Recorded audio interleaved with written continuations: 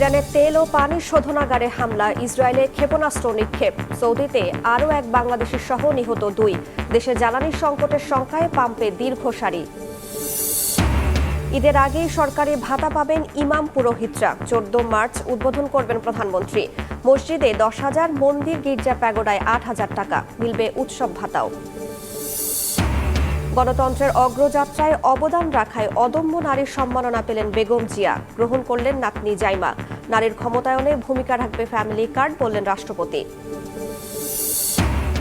ভারতে আত্মগোপনে ও রক্ষা হল না ওসমান হাদির খুনিদের। বাংলাদেশের প্রতিরক্ষা গোয়েন্দা তথ্যে পশ্চিমবঙ্গে গ্রেফতার ফয়সাল ও আলমগীর। হস্তান্তর প্রক্রিয়া শুরু।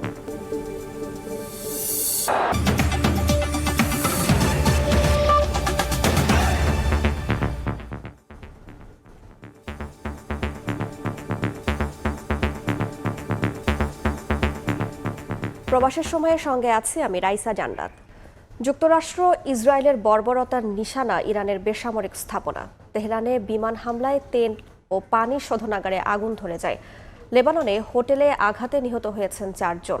ইসরায়েলের বিভিন্ন শহরে ড্রোন ও ক্ষেপণাস্ত্র নিক্ষেপ করেছে ইরান। খামেনি সহ শীর্ষ নেতাদের হত্যা করায় ট্রাম্পকে ছাড় না দেওয়ার হুঁশিয়ারি ইরানের। আর তেহরানের সঙ্গে সমঝোতা না করার ঘোষণা মার্কিন প্রেসিডেন্টের।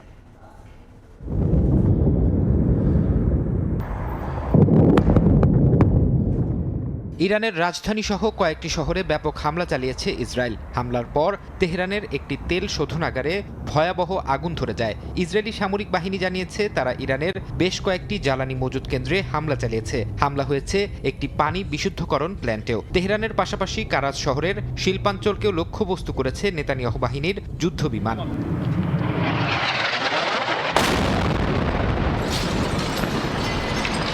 লেবানন জুড়েও আগ্রাসন চালাচ্ছে ইসরায়েলি সেনারা। বৈরুতে কুদস ফোর্সের লেবানন শাখার শীর্ষ কমান্ডারদের লক্ষ্য করে হামলার খবর পাওয়া গেছে। এছাড়া রাজধানীর একটি হোটেলে চালানো হামলায় কয়েকজন হতাহত হয়েছেন। জবাবে ইসরায়েলি ভূখণ্ড লক্ষ্য করে রকেট ছুড়েছে হিজবুল্লাহ। যুক্তরাষ্ট্র ইসরায়েলের আগ্রাসনের জবাব দিচ্ছে ইরান। রাত থেকে ঝাঁকে ঝাঁকে মিসাইল ছোড়া হয় ইসরায়েলের বিভিন্ন শহর লক্ষ্য করে। তেল আবিবের আকাশ প্রতিরক্ষা ব্যবস্থা কিছু হামলা প্রতিহত করলেও বেশ কয়েকটি ক্ষেপণাস্ত্র আঘাত হানে বিভিন্ন সামরিক অবকাঠামোতে। ইরানের সঙ্গে কোনো ধরনের সমঝোতা চান না বলে জানিয়েছেন মার্কিন প্রেসিডেন্ট ডোনাল্ড ট্রাম্প। বলেন, দেশটিতে এমন একজনকে ক্ষমতায় দেখতে চান যিনি ইরানকে আর যুদ্ধের পথে নেবেন না। সম্প্রতি ইরানের একটি স্কুলে চালানো হামলায় বহু হতাহতের ঘটনার দায় পুরোপুরি অস্বীকার করেন মার্কিন প্রেসিডেন্ট।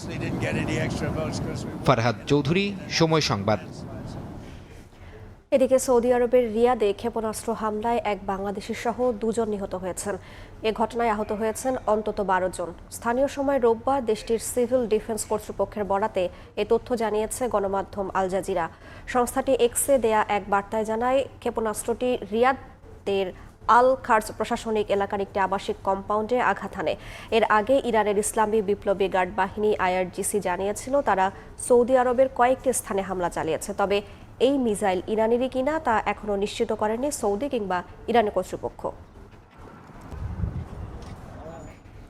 জ্বালানি সংকটের আশঙ্কায় পেট্রোল পাম্পগুলোতে যানবাহনের দীর্ঘ লাইন। অনেকেই অপেক্ষা করছেন রাত থেকে। তেল মিললেও চাহিদা অনুযায়ী না পাওয়ার অভিযোগ করছেন অনেকে। পাম্পের প্রতিনিধিরা বলছেন, শুক্র ও শনিবার ডিপো বন্ধ থাকায় সরবরাহ কিছুটা কম। এদিকে ডিপোর নিরাপত্তায় সেনাবাহিনী এবং ফিলিং স্টেশনে পুলিশ মোতায়েন করেছে সরকার। জ্বালানি তেল যেন এক সোনার হরিণ, যার জন্য দীর্ঘ যানবাহনের সারি। চালকদের কেউ অপেক্ষায় রাত 3টা থেকে, কেউ আবার সেহরি সেরেছেন গাড়িতেই। জ্বালানি তেলের জন্য অপেক্ষা করা রাজধানীর আসাদ গেটে অবস্থানরত শত শত চালকদের কণ্ঠে উঠে এলো এমন চিত্র। ওনারা আমাদেরকে আশ্বাস দিছে যে গাড়ি চলে গেছে তেল আনার জন্য, আসার পরে আপনারা থাকেন, তেল আবার দিব আমরা। 4 ঘন্টা 5 ঘন্টা ওয়েট করে যদি 2 লিটার তেল নেই, তা আমরা তো মনে করেন বাসা লাগাতে পারবো, যাইতে পারবো না। চালকদের অভিযোগ, তেল থাকা সত্ত্বেও মজুত করেছে পাম্প কর্তৃপক্ষ। মহাখালী রেলগেটের ওই পার থেকে লাইন দিছি, এই 3 ঘন্টায় আমি প্রধানমন্ত্রীর কার্যালয়ের সামনে পর্যন্ত আসছি। অনেকে দেখা যায় টাঙ্কি খালি করে আইসা আবার তেল নিতেছে। রাজধানীর বিজয় সরণির আরেক ফিলিং স্টেশনে সরকার নির্ধারিত পরিমাণে তেল দিলেও সন্তুষ্ট নন ভোক্তারা। 1 ঘন্টা থেকে এখানে অপেক্ষা করছি, লাইনে আছি, একদম শেষ মাথা থেকে আস্তে আস্তে খুব এটা আগানোর যে ধরন সেটা আসলে খুব স্লো। পাম্প কর্তৃপক্ষের অভিযোগ, চাহিদার তুলনায় অতিরিক্ত জ্বালানি নিয়ে মজুত করছেন অনেক গ্রাহক। বাংলাদেশের যে কোনো জিনিস যখন দাম বেড়ে যায় অথবা ক্রাইসিস সৃষ্টি হয়, তখনই সবাই কি করে, ওটাকে কালোবাজারি করার চেষ্টা করে, রিজার্ভ করে অন্যভাবে বিক্রি করার চেষ্টা করে। কালকে রাত্রে পর্যন্ত যা ছিল আমরা একদম সম্পূর্ণটা দিয়ে দিয়েছি। দেওয়ার পর এখন আমাদের পাম্পে 10 লিটারও তেল নাই। ঢাকার বাইরেও দেখা গেছে একই ধরনের চিত্র। চাহিদা অনুযায়ী জ্বালানি না পাওয়ার অভিযোগ বেশিরভাগ ভোক্তার। সাইফুল ইসলাম, সময় সংবাদ, ঢাকা। নতুন চালান আসায় দেশে জ্বালানির মজুত বেড়েছে। আপাতত দাম বাড়ানোরও কোনো পরিকল্পনা নেই সরকারের।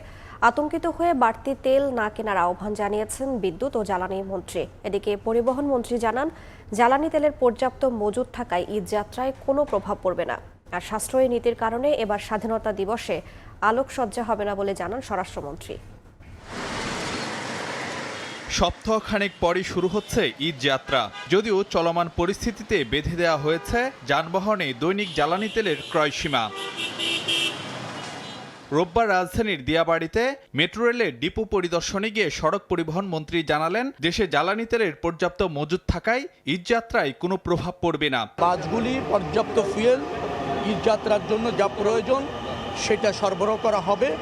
অতএব জ্বালানি তেলের সংকট হতে পারে এই আশঙ্কার থেকে ঈদ যাত্রা ব্যাহত হওয়া অথবা টিকিটের দাম বেড়ে যাওয়ার এর কোনো সুযোগ নেই। এদিকে জাতীয় প্রেস ক্লাবে এক আলোচনা সভায় বিদ্যুৎ ও জ্বালানি মন্ত্রী জানান, রোববার নতুন চালান আসায় দেশে আরও বেড়েছে জ্বালানি তেলের মজুদ। আপাতত আমরা দাম বাড়াচ্ছি না, সুতরাং দাম বাড়বে বলে ভয়ে তেল ভরে মজুত করবেন,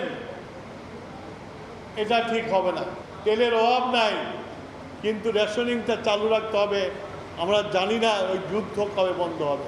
পরিস্থিতি বিবেচনায় এবার আলোকসজ্জা না করে স্বাধীনতা দিবস উদযাপনের সিদ্ধান্ত নিয়েছে সরকার। দুপুরে সচিবালয়ে ঈদুল ফিতর ও স্বাধীনতা দিবস উপলক্ষে আইন শৃঙ্খলা পর্যালোচনা সভা শেষে একথা জানান স্বরাষ্ট্রমন্ত্রী। উদ্ভূত পরিস্থিতিতে এবং যাতে ফুয়েল ক্রাইসিস না হয় এবং কৃচ্ছতা সাধন করতে পারি, সেজন্য আমরা সিদ্ধান্ত নিয়েছি এবার দেশব্যাপী এই দিবস উপলক্ষে কোনো আলোকসজ্জা করা হবে না। স্বরাষ্ট্রমন্ত্রী জানান, ঈদের আগে সব পোশাক কারখানার বেতন ভাতা পরিশোধ করতে বলা হয়েছে।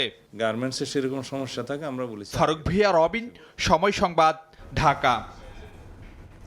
ঈদের আগেই সরকারি ভাতা পাবেন ইমাম, মুয়াজ্জিন ও পুরোহিতরা।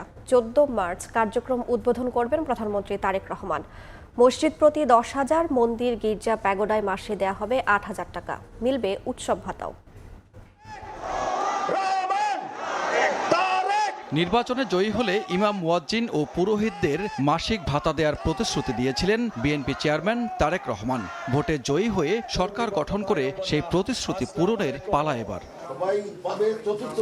দুপুরে সচিবালয়ে সংবাদ সম্মেলনে প্রধানমন্ত্রীর জনপ্রশাসন বিষয়ক উপদেষ্টা জানালেন, সরকারি ভাতা দেয়া শুরু হবে ঈদের আগেই। 14 তারিখ সকাল 10টায় উসমানী মিলনায়তনে আমাদের মাননীয় প্রধানমন্ত্রী আনুষ্ঠানিকভাবে এই যে ইমাম মুয়াজ্জিনদের যে সম্মানী ভাতা সেটা উনি আনুষ্ঠানিকভাবে উদ্বোধন করবেন। পাইলট স্কিমের আওতায় প্রতি ইউনিয়ন এবং প্রতিটি পৌরসভা থেকে একটি করে মোট 4,908টি মসজিদ এবং অন্যান্য উপাসনালয়ে প্রতিটি উপজেলা থেকে 2টি করে মোট 990টি মন্দির, 72টি উপজেলায় 144টি বৌদ্ধ বিহার এবং 198টি উপজেলায় 396টি গির্জা বাছাই করা হয়েছে। মাসিক ভাতা বাবদ ইমাম 5,000 টাকা, মুয়াজ্জিন 3,000, খাদেম 2,000 টাকা পাবেন। আর মন্দির, বৌদ্ধবিহার ও চার্চের জন্য সব মিলিয়ে 8,000 টাকা করে পাবেন। ধর্মীয় উৎসবেও দেয়া হবে বোনাস।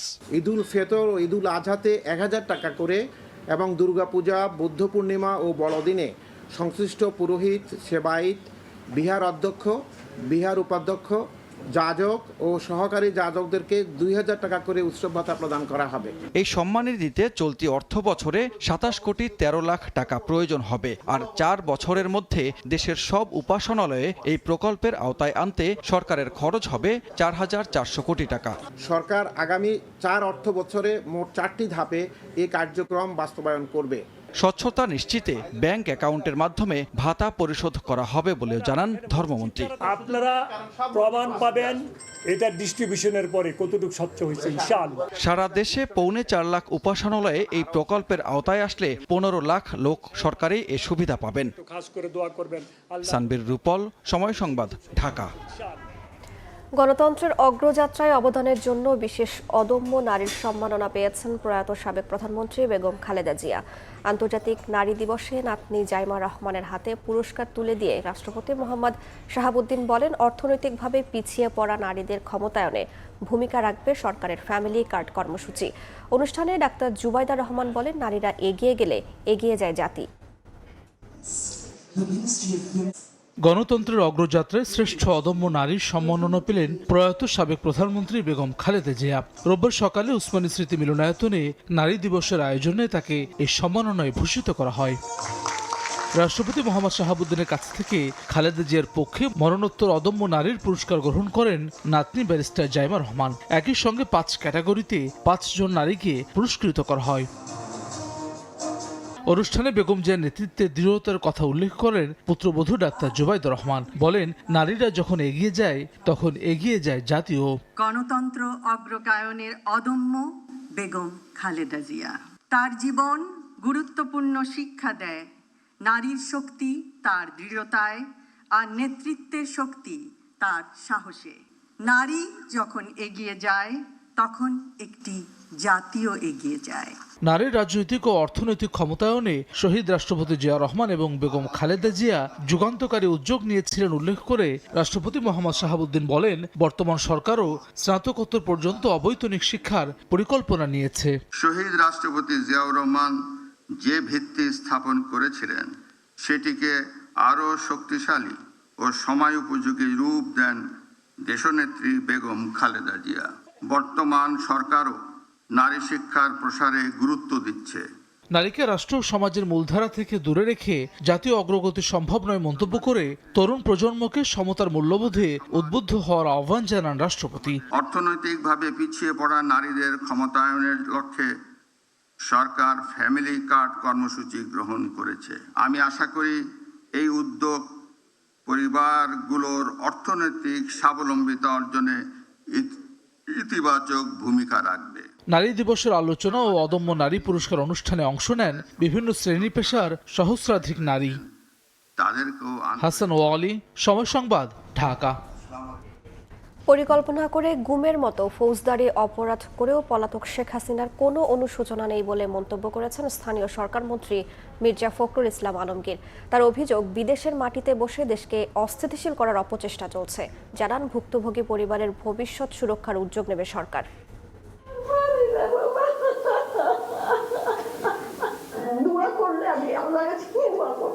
কন্যা জায়া জননী আর বোনকে নিয়ে যে নারী জগৎ দেশে এর একটি উল্লেখযোগ্য অংশ গেল 1 যুগেরও বেশি সময় ধরে খুঁজে বেড়াচ্ছেন নিজ স্বজনকে।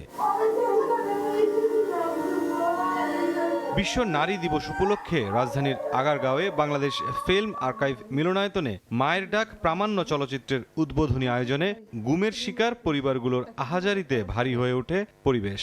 বারবার ভারাক্রান্ত হয়ে পড়েন খোদ বিএনপি মহাসচিব ও স্থানীয় সরকার মন্ত্রীও। কথাও শুনতে চাইতো না, ভয় পেত। আমরা আমাদের মানুষদের খোঁজও পেলাম না, এর বিচারও আজ পর্যন্ত পাইনি। আমরা এখন কষ্টে যন্ত্রণা এখন আমরা স্তব্ধ হয়ে গেছি। একটা জীবন কখনো কেউ ধরে নিয়ে পার করতে পারে না। ফৌজদারি অপরাধ করেও কোনো অনুশোচনা নেই জানিয়ে ফখরুলের অভিযোগ, উল্টো দেশ নিয়ে ভারত থেকে চক্রান্তের জাল বুনছেন শেখ হাসিনা। আজকে সেই ফ্যাসিস্ট মহিলা বিদেশে বসে এতটুকু অনুশোচনা নেই, সমানে বাংলাদেশকে আরো অস্থিতিশীল করার চেষ্টা করছে, যেটাকে আমি মনে করি যে একটা ক্রিমিনাল অফেন্স। গত 1.5 দশকে গুমের শিকার ব্যক্তি ও পরিবারগুলোর ভাতা এবং ভবিষ্যৎ সুরক্ষার বিষয়ে রাষ্ট্রীয় উদ্যোগ নেওয়া হবে বলে জানান স্থানীয় সরকার মন্ত্রী। এই পরিবারগুলোকে, তাদের সন্তানগুলোকে মানুষ করবার জন্য, বেঁচে থাকবার জন্য, ভালোভাবে একটু জীবন যাপন করবার জন্য আমি মাননীয় প্রধানমন্ত্রীর কাছে একটা চিঠি লিখব যে আমাদের এই পরিবারগুলোকে সরকারের তরফ থেকে ভাতা দেওয়াটা অত্যন্ত জরুরি। চলচ্চিত্র ও দৃশ্য মাধ্যমে গুমের সঠিক তথ্য তুলে ধরতে নির্মাতাদের প্রতি আহ্বান জানান তথ্য ও সম্প্রচার প্রতিমন্ত্রী। ষড়যন্ত্রের কাছে তিনি পরাজিত হয়েছে। মুরসালিন হক জুনায়েদ, সময় সংবাদ, ঢাকা। বিএনপি প্রার্থীর অভিযোগে ঢাকা 4 ও ঢাকা 16 আসনের ব্যালট ও রেজাল্ট শিট হেফাজতে নেওয়ার আদেশ দিয়েছেন আদালত। বিজয়ী এমপির বিরুদ্ধে সমন জারির নির্দেশও দেওয়া হয়েছে। এদিকে নাসির উদ্দিন পাটোয়ারির নামে মানহানির মামলা করা হয়েছে মির্জা আব্বাসের পক্ষ থেকে। ত্রয়োদশ জাতীয় সংসদ নির্বাচনে আলোচনার শীর্ষে ছিল ঢাকা 8 আসন। বিএনপি প্রার্থী মির্জা আব্বাস ও এনসিপি প্রার্থী নাসির উদ্দিন পাটোয়ারির পাল্টাপাল্টি বক্তব্যে সরগরম ছিল ভোটের মাঠ, সামাজিক যোগাযোগ মাধ্যম, যার রেশ দেখা গেছে ফল ঘোষণার পরও। আব্বাস পাটোয়ারির সেই দ্বন্দ্ব এবার গড়ালো মামলায়। রোববার ঢাকার সিএমএম আদালতে মির্জা আব্বাসের পক্ষে নাসির উদ্দিন পাটোয়ারির বিরুদ্ধে মানহানি মামলা করেন রমনা থানা বিএনপির সভাপতি আশরাফুল ইসলাম। মামলাটি গ্রহণ করে নাসির উদ্দিন পাটোয়ারিকে আদালতে হাজির হতে সমন জারির নির্দেশ দিয়েছেন বিচারক। মির্জা আব্বাস সাহেবকে হেয় প্রতিপন্ন করার জন্য বিভিন্ন সময় বিভিন্ন কিছু বলতেছিলেন। উনি বলেছেন যে উনি নাকি প্রমাণিত চাঁদাবাজ। সারাক্ষণ সারাদিন এসব অশ্রাব্য ভাষা, অকথ্য ল্যাঙ্গুয়েজ ব্যবহার করতেই থাকবে। আবাল বৃদ্ধ বনিতা থেকে শিশু থেকে শুরু করে সবাই এই নোংরা ভাষাগুলি শিখবে। এটা কি খুব ভালো দেশের জন্য? এদিকে কারচুপির অভিযোগে ঢাকা 16 ও ঢাকা 4 আসনের ব্যালট ও রেজাল্ট শিট হেফাজতে নেওয়ার নির্দেশ দিয়েছেন হাইকোর্ট। রোববার আসন দুটির বিএনপি প্রার্থী ক্রীড়া প্রতিমন্ত্রী আমিনুল হক ও তানভীর আহমেদের অভিযোগের পরিপ্রেক্ষিতে এ আদেশ দেন হাইকোর্টের নির্বাচনী ট্রাইব্যুনাল। প্রধান নির্বাচন কমিশনার এবং কমিশনকে নির্দেশ দিয়েছেন এই দুটি নির্বাচনী এলাকার প্রত্যেকটা ভোটের মেটেরিয়াল, অর্থাৎ ব্যালট বাক্স, মুড়ি থেকে শুরু করে বাক্স যা ছিল সব কিছু সুরক্ষিত রাখার জন্য নির্দেশনা প্রদান করেছেন। এর আগে বিএনপির পক্ষ থেকে 8টি, জামায়াতের পক্ষ থেকে 7টি এবং স্বতন্ত্র এক প্রার্থীর কারচুপির অভিযোগের পরিপ্রেক্ষিতে ব্যালট ও রেজাল্ট শিট হেফাজতে নেওয়ার নির্দেশ দেন আদালত। আসিফ মোহাম্মদ সিয়াম, সময় সংবাদ, ঢাকা। বুকে কষ্ট চেপে নির্বাচনের ফল মেনে নিলেও আর কোনো অন্যায় বরদাস্ত করা হবে না। রোববার সন্ধ্যায় নেজামে ইসলাম পার্টির ইফতারে হুঁশিয়ারি দিয়েছেন জামায়াতের আমির ও বিরোধী দলীয় নেতা ডাক্তার শফিকুর রহমান। এ সময় এনসিপির সদস্য সচিব আক্তার হোসেন বলেন, সংবিধান সংস্কার পরিষদের শপথ না নিয়ে জুলাই সনদ বাস্তবায়ন আদেশ লঙ্ঘন করেছে বিএনপি। রাজনীতিক, আলেম, সাংবাদিক সহ বিশিষ্টজনদের সম্মানে বাংলাদেশ নেজামে ইসলাম পার্টির ইফতার মাহফিল রোববার সন্ধ্যায় রাজধানীর একটি হোটেলে এ আয়োজন করে দলটি। ইফতারের আগে সংক্ষিপ্ত বক্তব্য দেন বিভিন্ন দলের প্রতিনিধি। তারা বলেন, সংবিধান সংস্কার পরিষদের শপথ না নিয়ে জুলাই সনদ বাস্তবায়ন আদেশ লঙ্ঘন করেছে বিএনপি। জুলাই সনদ বাস্তবায়নের যে আদেশ, সেটাকে তারা পরিপালন করার বিন্দুমাত্র কোনো আগ্রহ তাদের তরফ থেকে তারা প্রকাশ করছেন না। কার্যত তারা জুলাই সনদ বাস্তবায়ন আদেশের 8 নম্বর অনুচ্ছেদে বর্ণিত সংবিধান সংস্কার পরিষদের সদস্য এবং সংসদ সদস্য হিসেবে একই শপথ অনুষ্ঠানে শপথ নেওয়ার যে বিধান, সেই বিধান তারা লঙ্ঘন করেছেন। দয়া করে আপনারা পাশ না কাটিয়ে হেরে যাওয়ার চক্রান্ত না করে অথবা আইনের মাধ্যমে আদালতের কাঁধে বন্ধ করতে শিকারের চেষ্টা না করে আপনারা রায়কে মেনে নেন। জুলাই সনদ যে কোনো করেই হোক বাংলাদেশে বাস্তবায়িত হবে ইনশাআল্লাহ। বিএনপি জুলাই সনদ বাস্তবায়ন না করে তাদের পক্ষে ক্ষমতা ধরে রাখা সম্ভব হবে না ইনশাআল্লাহ। প্রধান অতিথির বক্তব্যে জামাত ইসলামীর আমির ও বিরোধী দলীয় নেতা ডাক্তার শফিকুর রহমান বলেন, বুকে কষ্ট চেপে 11 দলীয় ঐক্য নির্বাচনের ফল মেনে নিলেও আর কোনো অন্যায় মেনে নেওয়া হবে না। এ সময় তিনি অভিযোগ করেন, বিএনপির কাছে নতি স্বীকার করে একই দিন 2 ভোট করেছে অন্তর্বর্তী সরকার। আমরা বলেছি অনেক কষ্ট বুকে চেপে আমরা এই নির্বাচনের রায় আপাতত মেনে নিচ্ছি। অতীতের ধারাবাহিকতার সাথে সাথে বলে দিতে পারতাম এই নির্বাচন আমরা গ্রহণ করিনি, প্রত্যাখ্যান করলাম, তাহলে কি হতো? সেইটাও আমাদের সামনে বিবেচনায় ছিল বলেই আমরা মেনে নিয়েছি। কিন্তু তার মানে এই নয় যে সমস্ত অন্যায়কে আবার মেনে নেব। আমাদের দাবি ছিল যে গণভোটটা আগে হবে, কিন্তু বিএনপির অনড় মানসিকতার কারণে সরকার তাদের কাছে নথি স্বীকার করে একই দিনে গণভোট এবং সাধারণ নির্বাচন ঘোষণা করে। বিভিন্ন প্রতিষ্ঠান থেকে দায়িত্বশীলদের পদত্যাগ প্রসঙ্গে জামাত আমির বলেন, এই অঘটন ভালো লক্ষণ নয়। মেরিটোক্রেসিতে দলতন্ত্র আসে কেন? মনির হোসাইন, সময় সংবাদ, ঢাকা। ইনকিলাব মঞ্চের মুখপাত্র ওসমান হাদি হত্যা মামলার প্রধান আসামি ফয়সাল করিম মাসুদ ও আলমগীর ভারতের পশ্চিমবঙ্গে গ্রেফতার হয়েছে। বাংলাদেশের প্রতিরক্ষা গোয়েন্দাদের তথ্যে তাদেরকে গ্রেফতার করা হয়। এরই মধ্যে হস্তান্তর প্রক্রিয়াও শুরু হয়েছে। বিস্তারিত জানাচ্ছেন সুব্রত আচার্য। রাজধানীর পুরানো পল্টনে গত 12 ডিসেম্বর গুলিবিদ্ধ হন ইনকিলাব মঞ্চের মুখপাত্র শরীফ ওসমান হাদী। ঢাকা ৮ আসনে স্বতন্ত্র প্রার্থী হিসেবে নির্বাচনে অংশ নিতে চাওয়া হাদীকে গণসংযোগের সময় মাথায় গুলি করে পালিয়ে যায় আততায়ীরা। পরে ওসমান হাদীকে উন্নত চিকিৎসার জন্য সিঙ্গাপুরে নেওয়া হয়। সেখানেই 18 ডিসেম্বর তিনি মারা যান। আলোচিত এই হত্যাকাণ্ডের প্রধান আসামি সাবেক ছাত্রলীগ নেতা ফয়সাল করিম মাসুদ ও আলমগীর হোসেনকে রোববার রাতে ভারতের পশ্চিমবঙ্গ থেকে গ্রেপ্তার করেছে স্থানীয় পুলিশ।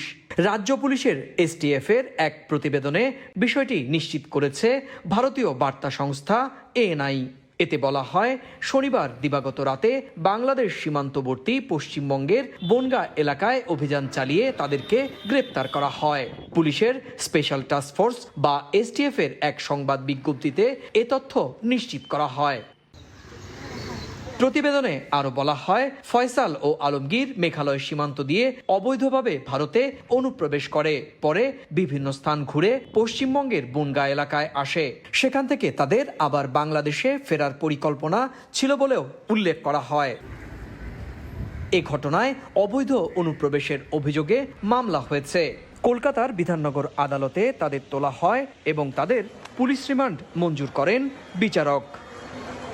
এদিকে বাংলাদেশের প্রতিরক্ষা গোয়েন্দাদের তথ্যের ভিত্তিতেই শহীদ হাদী হত্যার আসামিদের গ্রেপ্তার করা হয়েছে বলে জানিয়েছে আন্তঃবাহিনী জনসংযোগ পরিদপ্তর আইএসপিআর। এক বিজ্ঞপ্তিতে বলা হয়, আইনি প্রক্রিয়ার মাধ্যমে ফয়সাল ও আলমগীরকে বাংলাদেশে ফিরিয়ে নেয়ার প্রস্তুতি নেওয়া হচ্ছে।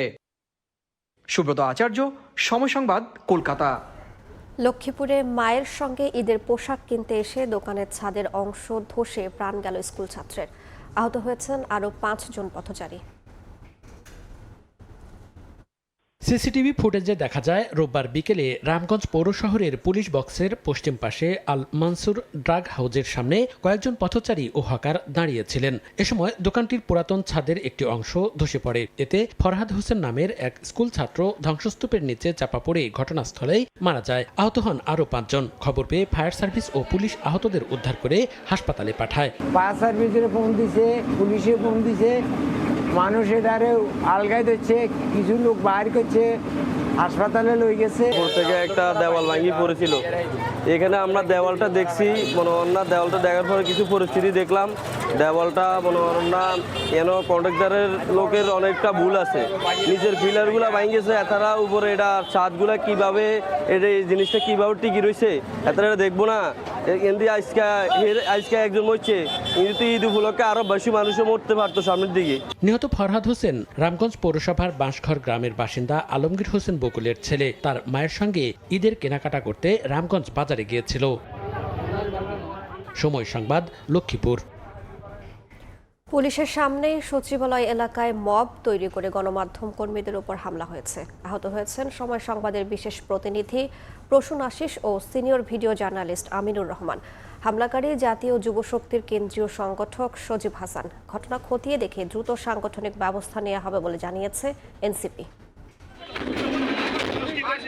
রোববার বিকেলে সচিবালয়ের সংবাদ সংগ্রহ শেষে ফেরা পথে বিদ্যুৎ ভবনের সামনে গাড়ি পৌঁছালে ট্রাফিক সিগন্যালে পড়ে সময় সংবাদের গাড়ি। সিগন্যাল ছেড়ে দিয়ে নির্দিষ্ট সময়ের আগেই সিগন্যাল বন্ধ করেন ট্রাফিক সার্জেন্ট। এ সময় চালক হর্ন দিলে চড়াও হন তিনি। এ দৃশ্য মোবাইল ফোনে ধারণ করছিলেন এক পথচারী। তাকে ভিডিও না করার অনুরোধ করেন সময় সংবাদের বিশেষ প্রতিনিধি প্রসূন আশিস ও senior video journalist Aminur Rahman. তখন হঠাৎ করেই মব তৈরি করে 2 সাংবাদিকের উপর হামলা করে এনসিপির যুব সংগঠন যুবশক্তির কেন্দ্রীয় সংগঠক সজীব হাসান। গুরুতর আহত হন প্রসূন আশিস। যখন কথা কাটাকাটি হচ্ছে, গাড়ির মধ্য থেকে তারা গাড়ি খুলে টেনে ওখান থেকে নামিয়েই কাপড় টাপড় ছিঁড়ে ফেলায়, গায়ের শার্ট টার্ট ছিঁড়ে ফেলে এবং ইচ্ছা মতোই ওরা লাথি কিল ঘুষি দিয়ে ওরা মূলত হামলা চালায়। এমনভাবে আমাদের উপর আক্রমণ করলেন এবং ওনার সাথে আরও অনেকজন ছিলেন, যেটাকে আমরা আসলে কর্তব্যবিমূঢ় হয়ে গেছে। ঘটনার সত্যতা স্বীকার করে ট্রাফিক সার্জেন্ট বলেন, হঠাৎ করে ঘটনাস্থলে এসেই মারধর শুরু করে অভিযুক্ত ব্যক্তি। উনি যখন গাড়ি লক করতে যায়, তখন ওই লাল গেঞ্জিওয়ালা যে ছেলেটা ছিল, ওর হাতে মনে হয় সম্ভবত একটু ব্যথা পায়, এই কারণে ও একটু উগ্র হয়েছে। সময় সংবাদের সাংবাদিকের উপর হামলার ঘটনা খতিয়ে দেখে দ্রুত ব্যবস্থা নেওয়ার আশ্বাস দিয়েছে এনসিপি। আমাদের শৃঙ্খলা কমিটি এটা নিয়ে কাজ করছে, অতি দ্রুত সময়ের মধ্যে আমরা এক্ষেত্রে এই ঘটনাটি পর্যবেক্ষণ করে শাস্তিমূলক ব্যবস্থা গ্রহণ করব। আমাদের কমিটমেন্ট আমরা রাখবো এবং এই ধরনের ঘটনার সাথে যে কেউ জড়িত থাকলে আমাদের শৃঙ্খলা কমিটির মাধ্যমে আমরা তার বিরুদ্ধে যথোপযুক্ত ব্যবস্থা গ্রহণ করব। মব সৃষ্টি করে গণমাধ্যম কর্মীদের উপর হামলার নিন্দা ও প্রতিবাদ জানিয়েছেন বিভিন্ন সংবাদ মাধ্যমের কর্মকর্তারা। শাবাব ওয়াসি, সময় সংবাদ, ঢাকা। আওয়ামী আমলে দায়মুক্তি পাওয়া ক্যাসিনো কাণ্ডে আলোচিত সাবেক হুইপ শামসুল হকের বিরুদ্ধে এবার মামলা করল দুদক। 5 কোটি টাকার বেশি অবৈধ সম্পদ অর্জনের অভিযোগে তার বিরুদ্ধে মামলা করেছে সংস্থাটি। এদিন সাংবাদিক নঈম নিজাম ও ফরিদা ইয়াসমিনের 22টি ব্যাংক হিসাব জব্দের নির্দেশ দিয়েছেন আদালত।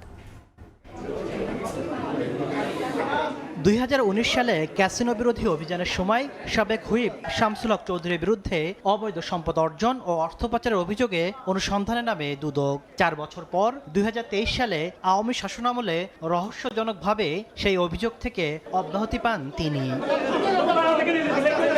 শেখ হাসিনা সরকারের পতনের পর ফের শামসুল হক চৌধুরী ও তার পরিবারের দুর্নীতির খোঁজে নামে দুদক। প্রাথমিকভাবে 5 কোটি 8 লাখ টাকার অবৈধ সম্পদ অর্জনের অভিযোগে তার বিরুদ্ধে মামলা করেছে সংস্থাটি। শামসুল হক চৌধুরীর বিরুদ্ধে জ্ঞাত আয় বহির্ভূত সম্পদ অর্জনের অভিযোগে দুর্নীতি দমন কমিশন আইন 2004-এর 27-এর 1 এবং দুর্নীতি প্রতিরোধ আইন 1947-এর সংশ্লিষ্ট ধারায় একটি মামলার অনুমোদন হয়েছে। এদিকে বাংলাদেশ ইন্ডাস্ট্রিয়াল ফাইন্যান্স কোম্পানি থেকে প্রায় 20 কোটি টাকা ঋণ জালিয়াতির অভিযোগে বিকল্পধারা বাংলাদেশের মহাসচিব মেজর অবসরপ্রাপ্ত আব্দুল মান্নান সহ 11 জনের বিরুদ্ধে চার্জশিট অনুমোদন দিয়েছে। 2023 সালের একটি মামলায় মেজর আব্দুল মান্নান সহ 11 জনের বিরুদ্ধে অর্থ আত্মসাতের অভিযোগে করা একটি মামলায় অভিযোগপত্র বা চার্জশিট প্রদান করেছেন। এদিন দুদকের আবেদনে বাংলাদেশ প্রতিদিনের সাবেক সম্পাদক নঈম নিজাম এবং তার স্ত্রী জাতীয় প্রেস ক্লাবের সাবেক সভাপতি ফরিদা ইয়াসমিনের নামে থাকা 22টি ব্যাংক হিসাব জব্দের নির্দেশ দিয়েছেন আদালত। তাসলিম তৌহিদ, সময় সংবাদ, ঢাকা। বাংলাদেশের স্থলবন্দর দিয়ে পণ্য আমদানিতে ভারতীয় নিষেধাজ্ঞা প্রত্যাহারের বিষয়ে মোদী সরকারের সঙ্গে আলোচনা চলছে বলে জানালেন অর্থমন্ত্রী আমির খসরু মাহমুদ চৌধুরী। এদিকে ভারতের ঋণ সহায়তায় চলমান বড় প্রকল্পগুলোর জটিলতা সমাধানের আশ্বাস দিয়েছেন ভারতীয় হাইকমিশনার। গেল বছরের জুনে বাংলাদেশ থেকে স্থলবন্দর দিয়ে কাঁচা পাট, পাটজাত সুতা, বিশেষ সুতা সহ বিভিন্ন পণ্য আমদানিতে নিষেধাজ্ঞা দেয় ভারত। বর্তমান সরকার দায়িত্ব নেওয়ার পর দুদেশের মধ্যে আর্থিক খাতের সহযোগিতা জোরদার, বাণিজ্যিক সম্পর্ক সম্প্রসারণে রোববার সচিবালয়ে অর্থমন্ত্রীর সঙ্গে বৈঠকে বসেন ঢাকায় নিযুক্ত ভারতীয় হাই কমিশনার প্রণয় ভার্মা। বৈঠক শেষে তিনি জানান, দুদেশের বিদ্যমান যোগাযোগ ব্যবস্থা আরও কার্যকর করে বাণিজ্য বাড়ানোর ওপর গুরুত্ব দেওয়া হয়েছে। জানান, ভারতীয় ঋণে বাংলাদেশের চলমান প্রকল্পের ভবিষ্যৎ নিয়েও all the projects which are on the ground are moving forward satisfactorily. There are some teething issues that we are trying to resolve. That happens in big projects. ভারতীয় এই কূটনীতিকের সঙ্গে বৈঠক ফলপ্রসূ হয়েছে জানিয়ে অর্থমন্ত্রী বলছেন, স্থলবন্দর ব্যবহার করে পণ্য আমদানিতে থাকা বিদ্যমান নিষেধাজ্ঞা প্রত্যাহারের বিষয়ে ইতিবাচক সাড়া মিলেছে। স্থলবন্দরের এফিসিয়েন্সি, কাস্টমস যে ইস্যুগুলো আছে, আমাদের বিভিন্ন ইস্যুজ আছে, সব মিলিয়ে আলাপ হয়েছে। এগুলো প্রোগ্রেস করার ব্যাপারে আলাপ হয়েছে। সো হোপফুলি এটা প্রোগ্রেস করবে। ব্যবসা সহজীকরণ, কর সংস্কার এবং প্রযুক্তির ব্যবহার বাড়িয়ে অর্থনৈতিক কর্মকাণ্ডে আরও বেশি মানুষের অংশগ্রহণ নিশ্চিত করার বিষয়টি নিয়েও আলোচনা হয় বৈঠকে। শুভ খান, সময় সংবাদ, ঢাকা। দেশের অর্থনীতি বর্তমানে আইসিইউতে রয়েছে বলে মন্তব্য করেছেন প্রধানমন্ত্রীর অর্থ ও পরিকল্পনা উপদেষ্টা রাশেদ আল মাহমুদ তিতুমির। পরিস্থিতি উত্তরণে পুঁজিবাজারকে শক্তিশালী করার তাগিদ দেন তিনি। আর এনবিআর চেয়ারম্যানের মতে, পুঁজিবাজার শক্ত না হলে টেকসই হবে না অর্থনীতি। অন্তর্বর্তীকালীন সরকারের ভাষায় যে অর্থনীতি আইসিইউতে আছে। রোববার ঢাকায় এক অনুষ্ঠানে এভাবে দেশের অর্থনীতির ভঙ্গুর অবস্থা তুলে ধরে সংস্কারের স্বপ্ন দেখান প্রধানমন্ত্রীর অর্থ ও পরিকল্পনা বিষয়ক উপদেষ্টা। অডিট প্রতিষ্ঠান ও পুঁজিবাজার সংশ্লিষ্ট চুক্তি সহজীকরণে আইনজীবীদের দক্ষতা উন্নয়নে জোর দেন তিনি। মার্কেট বেসড রেগুলেটরস এরা যদি ঠিকমতো কাজ না করে তাহলে কিন্তু সেই জন্য এদের যারা রেগুলেটরি প্রতিষ্ঠানগুলো আছে তাদেরকে আপনার যথাযথ ব্যবস্থা নিতে হবে। এবং উকিলরা যারা কন্ট্রাক্টগুলো লিখছেন এইটা হবে আমাদের একটা বড় রকমের রিফর্ম করতে হবে। তদারকি দুর্বলতায় দেশের পুঁজিবাজার রুগ্ন অবস্থায় জানিয়ে রাজস্ব বোর্ডের প্রধান বলেছেন, কর্মসংস্থানের সুযোগ সম্প্রসারণ সহ মজবুত অর্থনীতি গড়তে শক্তিশালী পুঁজিবাজারের বিকল্প নেই। পৃথিবীর কোনো দেশ পুঁজিবাজারকে স্ট্রং না করে কোনো দিন কোনো ইন্ডাস্ট্রিয়ালাইজেশনে যেতে পারেনি, কারণ এটাই হচ্ছে আসলে এটাই সারা দুনিয়ার নিয়ম। আমাদের আইন কানুন নিয়ম শৃঙ্খলা অনেক কিছুই আছে, কিন্তু সেগুলোর বাস্তবায়ন ক্ষেত্রে প্রত্যেকটা জায়গাতে আমরা খুব উইক। সেটাই হচ্ছে আমাদের ফান্ডামেন্টাল প্রবলেম। গেল 1.5 বছরে পুঁজিবাজারে নানা অনিয়মের কারণে বিভিন্ন ব্যক্তি ও প্রতিষ্ঠানের প্রায় 1,500 কোটি টাকা জরিমানা হয়েছে বলে জানায় Bangladesh securities and exchange commission. আমরা পুঁজিবাজারকে নিয়ে তোফাজ্জল হোসেন, সময় সংবাদ, ঢাকা। দেশে গ্রহণযোগ্য নির্বাচন হওয়ায় পোশাক শিল্পের ক্রেতাদের দোলাচল কেটে গেছে। তবে তাদের দ্রুত বাংলাদেশমুখী করতে না পারলে দেশের প্রধান রপ্তানি খাত অস্তিত্ব সংকটে পড়বে বলে মনে করে বাইং হাউস মালিকদের শীর্ষ সংগঠন BGBA। এই অবস্থায় আগামীর বৈশ্বিক চ্যালেঞ্জ মোকাবিলায় মেড ইন বাংলাদেশের ব্র্যান্ডিং বাড়ানোর পরামর্শ BGME এর। টানা 7 মাস ধরে নেতিবাচক প্রবৃদ্ধিতে ভুগছে তৈরি পোশাক শিল্প সহ দেশের রপ্তানি আয়। ট্রাম্পের চলমান আগ্রাসী শুল্ক যুদ্ধের সঙ্গে সুদিন ফেরাতে চ্যালেঞ্জ বাড়িয়ে দিয়েছে মধ্যপ্রাচ্য সংঘাত। ঠিক এমন সময় পরিবর্তন এলো Bangladesh garment buying house association BGB এর নেতৃত্বে। 2026-28 মেয়াদের নির্বাচিত কার্যনির্বাহী কমিটির কাছে সংগঠনটির দায়িত্ব হস্তান্তর উপলক্ষে রাজধানীর উত্তরা ক্লাবে আয়োজিত অনুষ্ঠানে সদ্য বিদায়ী সভাপতি জানান, আবারও আস্থা ফিরেছে বিদেশি ক্রেতাদের। তবে সুযোগ কাজে লাগাতে সরকারের এগিয়ে আসার তাগিদ তার। এই গার্মেন্ট ইন্ডাস্ট্রিকে কিন্তু আপনাদেরকে দেখতে হবে, না হলে আমরা কিন্তু কমায় চলে যাচ্ছি। ফ্রি এবং ফেয়ার এক্সচেঞ্জ হওয়ার কারণে buyer now they are very confidence. বিভিন্ন ব্র্যান্ডের সাথে সরকারের পক্ষ থেকে বসার জন্য রিকোয়েস্ট করব। এ সময় দায়িত্ব বুঝে নিয়ে সম্মিলিত প্রচেষ্টায় দেশের অর্থনীতিকে এগিয়ে নিয়ে যাওয়ার প্রত্যয় ব্যক্ত করেন নতুন সভাপতি মোহাম্মদ আব্দুল হামিদ পিন্টু। 3-4টি অর্গানাইজেশন একসাথে মুভ করলে সরকারের কাছ থেকে যেমন আমরা সহায়তা নিতে পারবো এবং আমাদের ভেতরে যে গলদগুলো আছে সেই গলদগুলো আমরা আরবিট্রেশনের মাধ্যমে শুরু করতে পারবো।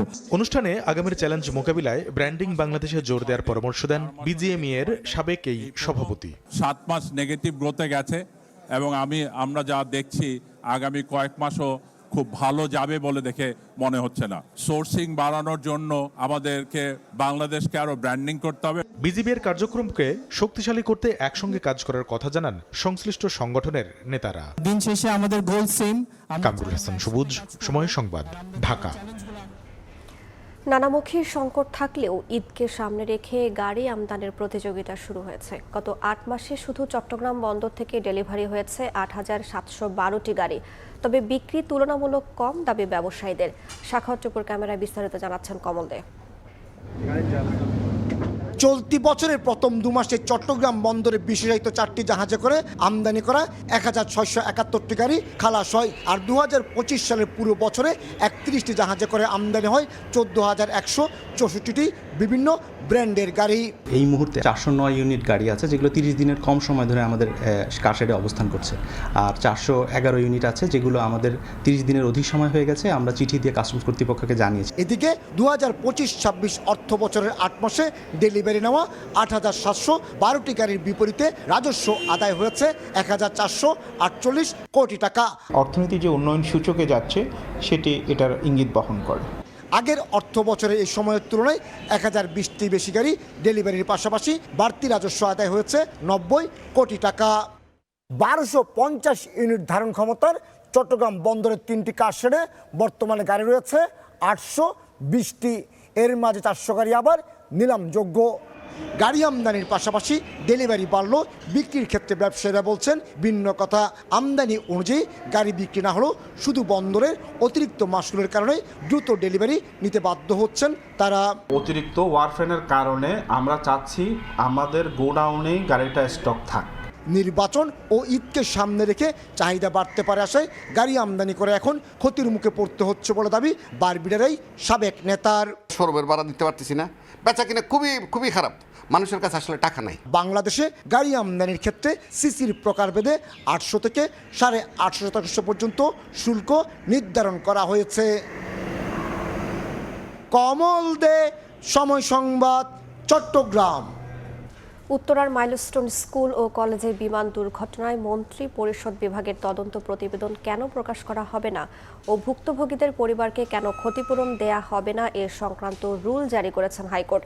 নিহত পরিবারের স্বজনরা বলছেন, এ ঘটনায় শিক্ষকদের পরিবারের খোঁজ নেওয়া হলেও শিশুদের পরিবারের খোঁজ রাখেনি কেউ। ঘরের পর বিদ্যালয়কে বলা হয় শিশুর জন্য নিরাপদ জায়গা, যেখানে জীবন গড়ার স্বপ্ন দেখে শিশু ও অভিভাবকরা। তবে গেল বছরের ২১ জুলাই উত্তরার মাইলস্টোন স্কুল ও কলেজে বিমান আছড়ে পড়ে যেন হয়ে ওঠে এক মৃত্যুপুরী। নিহত হয় ৩৬ জন, আহত হয় আরও বহু শিশু। সেই ঘটনায় অন্তর্বর্তী সরকারের সময় একটি তদন্ত হলেও পূর্ণাঙ্গ প্রতিবেদন প্রকাশ করা হয়নি। ভুক্তভোগীদের পরিবার বলছে, এমনকি তাদের খোঁজও নেয়নি কেউ। একটি ঘটনা ঘটে মাইলস্টোন দুর্ঘটনায় মন্ত্রিপরিষদ বিভাগের তদন্ত প্রতিবেদন কেন প্রকাশ করা হবে না ও ভুক্তভোগীদের পরিবারকে কেন ক্ষতিপূরণ দেওয়া হবে না, রবিবার এ বিষয়ে রুল জারি করেন হাইকোর্ট।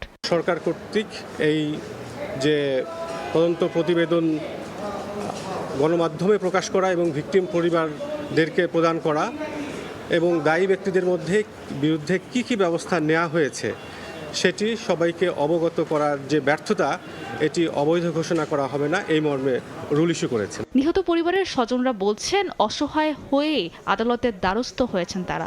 আসলে দোষীটা কে আমাদেরকে জানানো হোক, যে দোষী তার তো একটা শাস্তি অবশ্যই হবে, এই দোষটা তো একটা শাস্তির ব্যবস্থা আছে, কিন্তু কেউ সেটা করে নাই। ক্ষতিপূরণের কথা বলা হচ্ছে, ক্ষতিপূরণ দিলে কি আসলে সব সমস্যার সমাধান হয়ে যায় নাকি? ক্ষতিপূরণ দিলে কি মানে আমাদের কি হবে? ক্ষতিপূরণে আমাদের কি হবে? অবৈধভাবে স্কুল স্থাপনা নিয়েও প্রশ্ন তোলেন তারা। সাবরিনা মজুমদার, সময় সংবাদ, ঢাকা। হাসপাতালের বিছানায় ছারপোকা, নিম্নমানের খাবার পরিবেশন, সময় মতো আসেন না ডাক্তার। দেশের সর্বোচ্চ মানসিক হাসপাতাল পরিদর্শনে এসব অভিযোগ পেলেন খোদ স্বাস্থ্যমন্ত্রী ও প্রতিমন্ত্রী। আর এসব অব্যবস্থাপনার জন্য হাসপাতালটির পরিচালকের অদক্ষতাকে দুষছেন তারা। এই কলাই খেতে দেওয়া হয় জাতীয় মানসিক স্বাস্থ্য ইনস্টিটিউটের রোগীদের। এসব কলা খাওয়ার উপযুক্ত কিনা তা নিয়ে জাগে সংশয়। হাসপাতালের বিছানা ছারপোকার দখলে, খাবারের মান নিয়ে বিস্তর অভিযোগ। চায়না পোকা আর তেলা পোকা, হ্যাঁ, আর খাবারের অবস্থা তো এই তো দেখেনি। ছারপোকা জ্বালা ঘুমা, নিচে শুইতে পারি না, উপরে শুইতে পারি না। বড় প্রবলেম হলে পানি। এই যে এত রোগী আমরা পানি কিডনি মেডিকেল হাসপাতাল থেকে আনি। রোববার সকাল 9টায় কাউকে না জানিয়ে জাতীয় মানসিক স্বাস্থ্য ইনস্টিটিউটে হঠাৎ হাজির স্বাস্থ্যমন্ত্রী ও প্রতিমন্ত্রী। ঘণ্টা দেড়েক ঘুরে দেখেন পুরো হাসপাতাল, কথা বলেন রোগী সহ সংশ্লিষ্টদের সঙ্গে। এ সময় মন্ত্রী প্রতিমন্ত্রীর কাছে বিভিন্ন অভিযোগ তুলে ধরেন রোগীর স্বজনেরা। পরিদর্শন শেষে প্রতিমন্ত্রী বলেন, এই হাসপাতালের সবচেয়ে বড় সমস্যা নেতৃত্বের সংকট।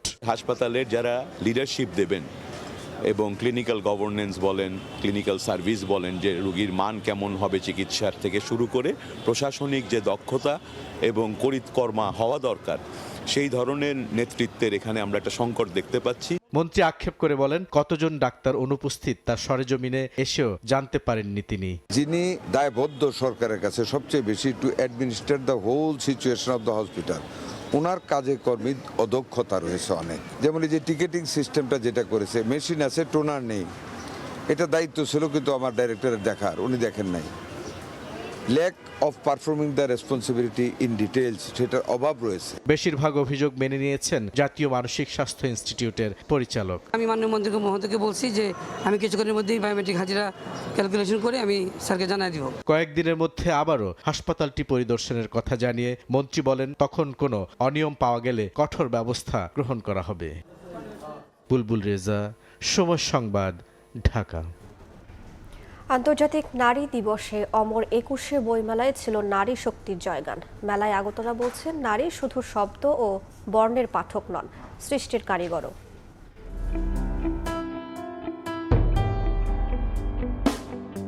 অমর ২১শে বইমেলার ১০ম প্রহরে দেখা গেছে বসন্তের রং আর নারী শক্তির তেজ।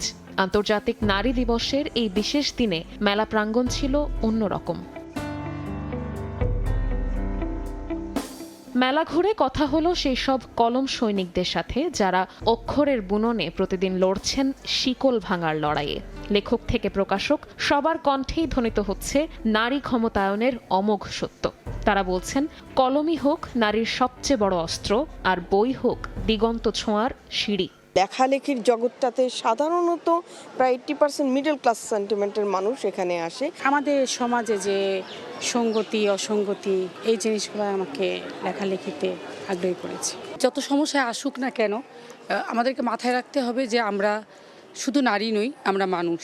এম্পাওয়ারমেন্ট বা ক্ষমতা এটা কিন্তু ছিনিয়ে নেওয়ার কোনো বিষয় না, এটা হচ্ছে অর্জন করার বিষয়। মেলার তথ্য কেন্দ্র জানাচ্ছে নতুন সৃষ্টির মহোৎসবের খবর। মেলার 10ম দিন পর্যন্ত জ্ঞানের ভাণ্ডারে যুক্ত হয়েছে মোট 833টি বই, যার মধ্যে শুধুমাত্র নারী দিবসের এই বর্ণিল দিনে মোড়ক উন্মোচন হয়েছে 75টির, যার সিংহভাগই নারীর সংগ্রাম, প্রেম আর অস্তিত্বের আখ্যান। শবনব নিবিড়, সময় সংবাদ, ঢাকা। প্রবাসী সময়। যুক্তরাজ্যে নিযুক্ত বাংলাদেশের হাই কমিশনার আবিদা ইসলামকে প্রত্যাহার করেছে সরকার। কমনওয়েলথের একটি অনুষ্ঠানে যোগ দিতে লন্ডন সফরে গিয়ে প্রধানমন্ত্রীর পররাষ্ট্র উপদেষ্টা হুমায়ুন কবির জানান, প্রবাসী বাংলাদেশি কমিউনিটিতে বিভক্তি সৃষ্টি এবং বাংলাদেশ হাই কমিশনকে দলীয় প্রভাবের মধ্যে আনার অভিযোগ সহ বিভিন্ন বিষয় বিবেচনা করে এ পদক্ষেপ নেওয়া হয়েছে। সরকারের মতে কূটনৈতিক মিশনে নিরপেক্ষতা ও পেশাদারিত্ব বজায় রাখতেই এ সিদ্ধান্ত নেওয়া হয়েছে।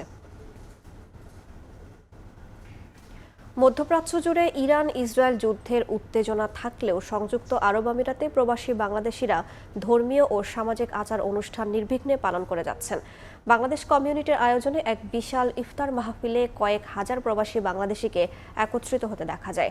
এই আয়োজনে বিভিন্ন শ্রেণী পেশার মানুষ অংশগ্রহণ করেন। শিবলি আল সাদেকের রিপোর্ট। মধ্যপ্রাচ্য জুড়ে ইরান ইসরায়েল যুদ্ধের উত্তেজনা বিরাজ করলেও সংযুক্ত আরব আমিরাতে বসবাসরত নাগরিক ও প্রবাসীদের জন্য সর্বোচ্চ নিরাপত্তা ব্যবস্থা জোরদার করা হয়েছে।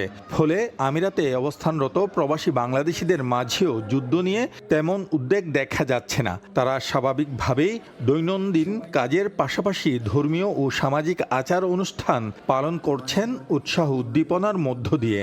সম্প্রতি বাংলাদেশ কমিউনিটির উদ্যোগে আজমান শহরের এক বিশাল ইফতার মাহফিলের আয়োজন করা হয়। এই আয়োজনে বিভিন্ন দেশের নাগরিকদের পাশাপাশি পেশাজীবী, ব্যবসায়ী, সাংবাদিক, রাজনীতিবিদ এবং সাধারণ শ্রমিক সহ নানা শ্রেণী পেশার মানুষ অংশ নেন। আমরা হতে পারে বিভিন্ন জেলার, আমরা হতে পারে বিভিন্ন স্টেটে থাকি, বিভিন্ন প্রফেশনে থাকি, বিভিন্ন মতাদর্শের হতে পারি, বাট আমাদের সবচেয়ে প্রথম থিমটাই হচ্ছে আমরা বাংলাদেশ। কাউকে কোনো সংগঠন থেকে ইনভাইট করা হয়নি, যে যার পরিচিত ছিল সেভাবে করে আমরা ইনভাইট করেছি। আমরা চেষ্টা করেছি যে সবাই যেন আমরা এক জায়গায় এক ছাদের তলে বাংলাদেশি হিসেবে, মহান রাব্বুল আলামিনের এই মাহে রমজানের দিনে আমরা সবাই একসাথে ইফতারি করতে পারি। বাংলাদেশ কমিউনিটির নেতৃবৃন্দ জানান, এই আয়োজনের মূল উদ্দেশ্য ধর্মীয় অনুভূতি জাগ্রত করা, প্রবাসীদের মধ্যে ভ্রাতৃত্ববোধ জোরদার করা এবং বিদেশের মাটিতে বাংলাদেশি সংস্কৃতি তুলে ধরা, পাশাপাশি নতুন প্রজন্মের কাছে ইসলামিক জ্ঞান বিজ্ঞানের ধারণা পৌঁছে দেওয়াই এর লক্ষ্য। বাংলাদেশিদের এই প্রোগ্রাম দেখে আমি অত্যন্ত খুশি। রমজান মাসে এ মিলন মেলা সত্যি প্রশংসনীয়। তোমাদের এসব ভালো কাজে আমরা সবসময় সাথে আছি, থাকবো। It's my first time that I join such a beautiful community from Bangladesh. I'm very happy and appreciated all of you. Thank you so much for inviting us. বিদেশি অতিথিরাও বাংলাদেশের এমন আয়োজনের প্রশংসা করেন। শিবলি আল সাদিক, সময় সংবাদ, সংযুক্ত আরব আমিরাত। ফিনল্যান্ডে বাংলাদেশি পণ্যের একটি গ্রসারির শপ প্রতিষ্ঠা করে শুরু করেছিলেন উদ্যোক্তা জীবনের যাত্রা। বাংলাদেশি প্রবাসী এক নারীর সেই উদ্যোগ শুধু ব্যবসার মধ্যেই সীমাবদ্ধ থাকেনি, হয়ে উঠেছে বাংলাদেশিদের জন্য এক পরিচিত বাজার। পাশাপাশি গড়ে তোলেন আরও 3টি রেস্তোরাঁ। আন্তর্জাতিক নারী দিবস উপলক্ষে ফিনল্যান্ডের একজন সফল বাংলাদেশি নারী উদ্যোক্তার গল্প তুলে ধরছেন মহিউদ্দিন মধু। বিলকিস সালাম বছর 10 আগে স্বামীর সঙ্গে পাড়ি জমান ফিনল্যান্ডের হেলসিঙ্কিতে। এক সন্তানের জননী এই নারী প্রতিষ্ঠিত হতে চেয়েছেন নিজের নামে। বাংলাদেশি মশলার স্বাদে রান্না করা মাছ আর শাকসবজি খাওয়ার আগ্রহ থেকেই শুরু করেন গ্রোসারি শপের স্টোর। নাম দেন আমিনা বাজার, যা এখন বাংলাদেশ সহ উপমহাদেশের কমিউনিটিগুলোর কাছে সুপরিচিত বাজার। আমাদের মেন যেটা দেশি মশলা, দেশি আইটেমস যা আছে এগুলো সব পাইতাম না। সো চিন্তা করতাম যে অন্যান্য কোনো দিকে গেলে যেটা আমাদের বাংলাদেশি ফিলিংটা আছে বাংলাদেশ থেকে আসার পরে, এই জিনিসটা যেটা মিসিং ছিল এটা কমপ্লিট করার জন্য মেবি অলমোস্ট। অনেক প্রতিবন্ধকতা পেরোলেও সফলতা পায় আমিনা বাজার। এরপর আর পেছনে ফিরে তাকাতে হয়নি বিলকিস সালামকে। মনোযোগ দেন রেস্তোরাঁ ব্যবসায়। মেক্সিকান ফুড চেইন তর্তিলা হাউসের 3টি রেস্তোরাঁ ট্রেডমার্ক করে নেন নিজের নামে। সেখানেও মিলে সফলতা। তার 4টি প্রতিষ্ঠানেই কাজ করছেন 12 জন বাংলাদেশি। ফিনল্যান্ডে কর্মসংস্থান তৈরি করতে পারাকেই সবচেয়ে বড় অর্জন বলে মনে করেন বিলকিস সালাম। তর্তিলা হাউসে আমাদের অন্য একটা রেস্টুরেন্ট আছে, মেক্সিকান রেস্টুরেন্ট। তো দৌড় তর্তিলা হাউসে, তো এইখানে আমাদের ফার্স্ট শিফট করে আমি তারপর দৌড়ে চলে আসি আমিনা বাজারে। এত কিছুর মধ্যেও পরিবার সামলাচ্ছেন ঠিকঠাক। পাশাপাশি ব্যবসা পরিচালনার জন্য বিলকিস সালামকে আয়ত্ত করতে হয়েছে ইংরেজি, ফিনিশ, আরবি, হিন্দি ও উর্দু সহ বেশ কয়েকটি ভাষা। বাচ্চা কাচ্চা নিয়ে আমার একটা ছেলে আছে 5 বছর বয়সী, ওকে নিয়ে বাসা, দোকান, সব ব্রাঞ্চ দৌড়াদৌড়ি করা, তো এগুলো সবগুলো একটু ডিফিকাল্ট হয়, কিন্তু at the end of the day একটা শান্তি আছে যে নিজের, আলহামদুলিল্লাহ। প্রতিকূল আবহাওয়া, ভিন্ন সংস্কৃতি আর হাজার মাইল দূরের এক অন্য জীবন নারীর জন্য অনেকের কাছে যা অনিশ্চয়তার গল্প, কারো চেষ্টা আর পরিশ্রমে তা হয়ে ওঠে সম্ভাবনার নতুন অধ্যায়। মহিউদ্দিন মধু, সময় সংবাদ, ফিনল্যান্ড। নির্ধারিত সূচির একদিন আগেই বাংলাদেশে এসে পৌঁছেছে পাকিস্তান ক্রিকেট দলের সদস্যরা। রোববার ভোর 4:20 করাচি থেকে সরাসরি ঢাকার শাহজালাল আন্তর্জাতিক বিমানবন্দরে পৌঁছায় শাহিন শাহ আফ্রিদিরা। পূর্ব নির্ধারিত সূচি অনুসারে 9 মার্চ ঢাকায় আসার কথা ছিল পাকিস্তান ক্রিকেট দলের, কিন্তু মধ্যপ্রাচ্যে চলমান সংকটের কারণে অনিশ্চয়তায় পড়ে যায় ওয়ানডে সিরিজটির ভাগ্য। তাই ঝামেলা এড়াতে বিমান বাংলাদেশের সরাসরি ফ্লাইটে একদিন আগেই বাংলাদেশে আসলো শাহিন শাহ আফ্রিদি বাহিনী। ভোরে বিমানবন্দরে নামলেও তারা বের হতে হতে সকাল হয়ে যায়। বিমানবন্দরের ভেতরেই সেহরি এবং ফজরের নামাজ আদায় করেছেন পাকিস্তানি ক্রিকেটাররা। 15 ক্রিকেটারের সঙ্গে 7 জন সাপোর্ট স্টাফ এসেছেন এ দফায়। এর আগে গতকাল মাইক হেসলের নেতৃত্বে 5 কোচিং স্টাফ আসেন বাংলাদেশে। আজ বিশ্রামে থাকবে পাকিস্তান। 9 এবং 10 মার্চ দুটো অনুশীলন সেশনে যোগ দেবেন ক্রিকেটাররা। ওয়ানডে সিরিজ শুরু হবে 11 মার্চ মিরপুরে। বাকি 2 ম্যাচও একই ভেন্যুতে 13 এবং 15 মার্চ। এ পর্যায়ে শীর্ষ সংবাদগুলো জানিয়ে দিচ্ছি আরেকবার।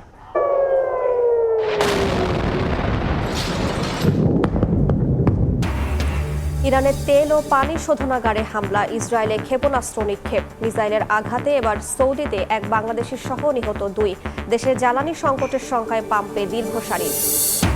ঈদের আগেই সরকারি ভাতা পাবেন ইমাম পুরোহিতরা। 14 মার্চ উদ্বোধন করবেন প্রধানমন্ত্রী। মসজিদে 10,000, মন্দির গির্জা প্যাগোডায় 8,000 টাকা মিলবে উৎসব ভাতাও। এবং ভারতে আত্মগোপনেও রক্ষা হলো না ওসমান হাদির খুনিদের। বাংলাদেশের প্রতিরক্ষা গোয়েন্দা তথ্যে পশ্চিমবঙ্গে গ্রেফতার ফয়সাল ও আলমগীর, হস্তান্তর প্রক্রিয়া শুরু।